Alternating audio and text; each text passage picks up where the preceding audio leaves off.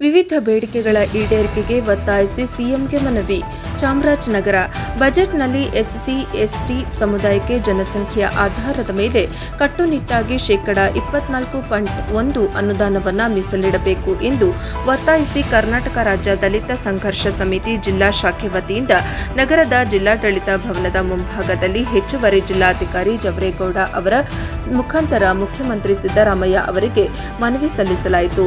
ಒಳ ಮೀಸಲಾತಿಯಲ್ಲಿ ಸೃಷ್ಟಿಯಾಗಿರುವ ರೋಸ್ಟರ್ ಬಿಂದು ಗೊಂದಲವನ್ನು ಸರಿಪಡಿಸಿ ಎಲ್ಲಾ 101 ಪರಿಶಿಷ್ಟ ಜಾತಿಗೂ ಅನ್ಯಾಯವಾಗದಂತೆ ನೇಮಕಾತಿ ಮಾಡಲು ಕ್ರಮ ಕೈಗೊಳ್ಳಬೇಕು. ಹಾಸ್ಟೆಲ್ ಬಯಸಿ ಅರ್ಜಿ ಸಲ್ಲಿಸುವ ಎಲ್ಲ ಎಸ್ಸಿ ಎಸ್ಟಿ ವಿದ್ಯಾರ್ಥಿಗಳಿಗೆ ಪ್ರವೇಶವನ್ನು ನೀಡಬೇಕು. ನಿರಂತರವಾಗಿ ಪಾಠ ಏರ್ಪಾಡಾಗಬೇಕು. ರಾಜ್ಯದಲ್ಲಿ ನಾಗರಿಕ ಹಕ್ಕುಗಳ ರಕ್ಷಣೆ ಕಾಯ್ದೆ ಮತ್ತು ದೌರ್ಜನ್ಯ ತಡೆ ಕಾಯ್ದೆಗಳ ಅನುಷ್ಠಾನ ಸಮರ್ಪಕವಾಗಿ ಆಗುತ್ತಿಲ್ಲ.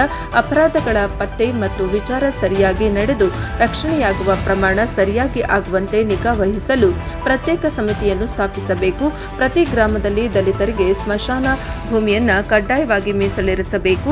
ಎಸ್ಸಿ ಎಸ್ಟಿ ಮೀಸಲಾತಿಗೆ ನಿಗದಿಪಡಿಸಿರುವ ಆದಾಯ ಮಿತಿ 15 ಲಕ್ಷಕ್ಕೆ ಏರಿಸಬೇಕು ಸೇರಿದಂತೆ ಹಕ್ಕೊತ್ತಾಯಗಳನ್ನು ಈ ಕೂಡಲೇ ಈಡೇರಿಸಬೇಕೆಂದು ಮುಖ್ಯಮಂತ್ರಿಗಳಿಗೆ ಸಲ್ಲಿಸಿರುವ ಮನವಿಯಲ್ಲಿ ಕರ್ನಾಟಕ ರಾಜ್ಯ ದಲಿತ ಸಂಘರ್ಷ ಸಮಿತಿ ಲಕ್ಷ್ಮೀನಾರಾಯಣ ನಾಗಾವರ ಚಾಮರಾಜನಗರ ಜಿಲ್ಲಾ ಶಾಖೆಯ ಸಂಘಟನಾ ಸಂಚಾಲಕ ಕಂದಹಳ್ಳಿ ನಾರಾಯಣ್ ರಾಜ್ಯ ಸರ್ಕಾರವನ್ನು ಒತ್ತಾಯಿಸಿದರು. ಈ ಸಂದರ್ಭದಲ್ಲಿ ಭಾಗ್ಯಲಕ್ಷ್ಮಿ, ಮಲ್ಲರಾಜು, ಶಂಕರಮೂರ್ತಿ, ಆಟೋ ರಂಗಸ್ವಾಮಿ, ರಾಜಮ್ಮ, ಶಾಂತಮ್ಮ, ಕೆಸಿ ನಾಗರಾಜು, ದುಂಡಯ್ಯ, ಕಂದಹಳ್ಳಿ ಸೋಮಣ್ಣ, ಉಮೇಶ್ವರಿ, ನಾಗಮ್ಮ, ಮಹೇಶ್, ಸೋಮಣ್ಣ, ಹೊನ್ನೂರು, ಕೆಂಕರಾಜು ಇತರರು ಹಾಜರಿದ್ದರು.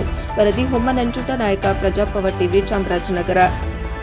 ಆತ್ಮೀಯ ಬಂಧುಗಳೇ, ಈ ದಿವಸ ಕರ್ನಾಟಕ ರಾಜ್ಯ ದಲಿತ ಸಂಘರ್ಷ ಸಮಿತಿ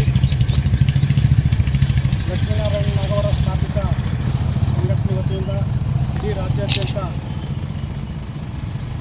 ದಲಿತ ಸಮುದಾಯಕ್ಕೆ ಬಜೆಟ್ನಲ್ಲಿ 24.1 ಮೀಸಲಾತಿಯನ್ನು ಸರಿದೂಗಿಸಿ